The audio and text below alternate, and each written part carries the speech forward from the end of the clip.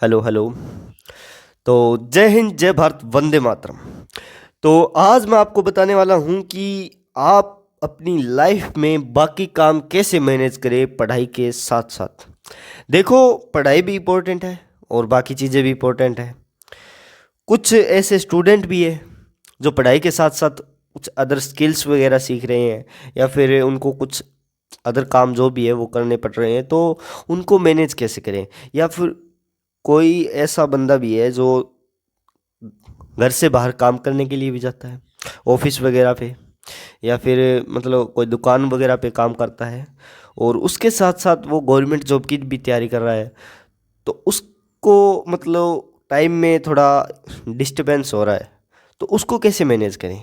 देखो, सबसे पहले मैं बात करता हूँ कि मैनेज कैसे करना है। कोई भी चीज़ हो तो उसे मैनेज कैसे करना है। तो सबसे पहले तो आपको पता होना चाहिए कि कौन सी चीज़ कब करनी है। ठीक है। अब मान लो आप रोज़ सुबह दुकान जाते हो, ठीक है, या रोज़ सुबह आप कहीं ऑफिस जाते हो, तो उस ऑफिस जाने मतलब आप अपने घर से निकले ऑफिस के लिए, आप ऑफिस पहुंच गए, ठीक है, ऑफिस पहुंच गए। उसके बाद आपको ये देखना है कि मेरे पास खाली टाइम कब है। ठीक है। उस खाली टाइम को यूज़ करो। ठीक है। आज के टाइम में क्या है कि मतलब लोगों को ऐसा फील ही नहीं है कि हम अपना टाइम वेस्ट हो रहा है, या फिर हम टाइम को ऐसे निकाल देते हैं जैसे क्या दिमाग से कोई चीज़ निकल जाती है ना, वैसे ही टाइम निकल रहा है। तो इस चीज़ को कैसे मैनेज करना है, तो इस चीज़ के बारे में बताने वाला हूँ। तो देखो, सबसे पहले आप घर से ऑफिस जाते हो या फिर कहीं और पर काम करने जाते हो, तो उसमें कितना टाइम लग रहा है आपको, सबसे पहले तो वो तय करो। डेली डेली का वो डिसाइड डिसाइड करो कि आपको 7 से 8 घंटे काम करना पड़ रहा है, या 7 घंटे या 8 घंटे या 9 घंटे।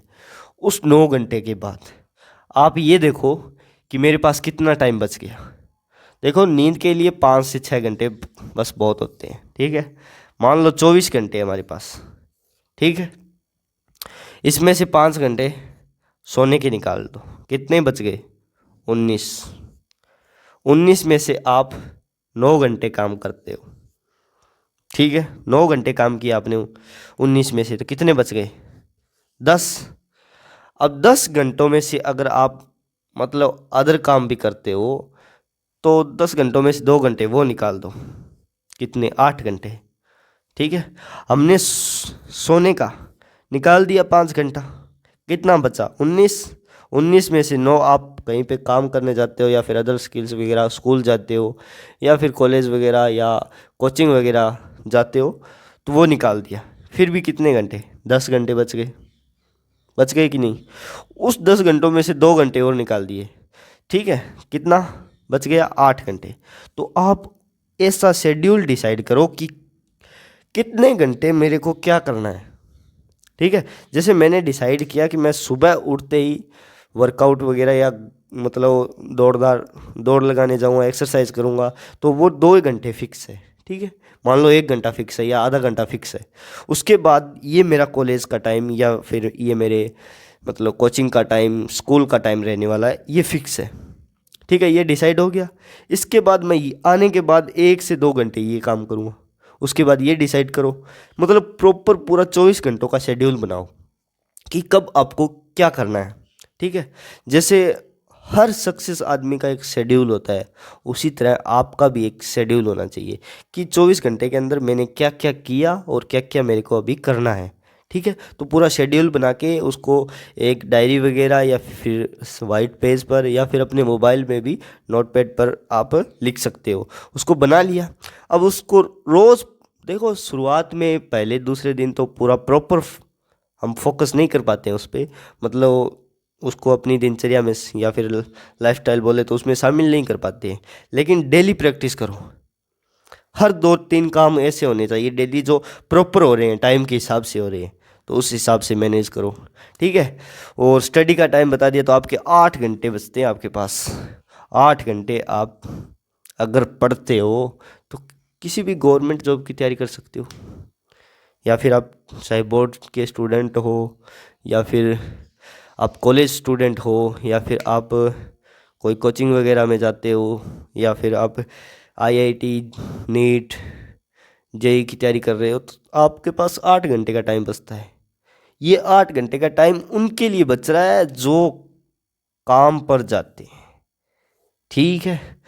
जो लाइब्रेरी वगैरह में पढ़ते हैं या फिर घर पर रहकर पढ़ते हैं, तो उनके लिए तो काफ़ी ज़्यादा टाइम बच जाता है, ठीक है। 9 घंटे तो पूरे के पूरे ये बच गए, 17 घंटे बच गए टोटल।